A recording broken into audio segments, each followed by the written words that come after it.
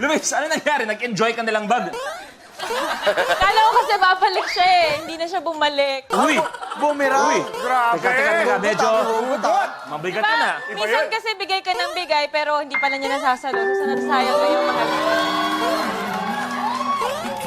Kaya Randy, anong mensahe mo? Advice mo na lang kay Luis sa mga ganyan. Maraming lalaki ang makikilala mo sa panahon ngayon, lalo na talaga namang booming na booming ka. And blooming na blooming din. Ano yung booming na booming? Yung blooming, maintindihan ko pa. Ano yung booming na booming?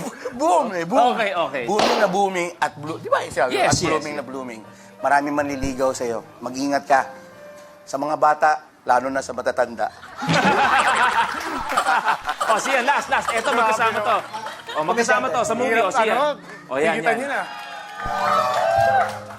Sometimes, alam mo, sasaktan ka ng mga taong dadating sa buhay mo. Pero there's a reason bakit ka sinasaktan. Kasi yung mga natutunan mo doon, ma-apply mo sa susunod. Michelle, from one lady to another, ano mensahe mo kay Luis? Bago tayo tumuloy. Si Opo na yan. Alam mo kasi, Luis, yung mga lalaking ganyan, di talaga natin sila kayang pagkatiwalaan. Grabe ka naman! Huy, bumusina ka naman!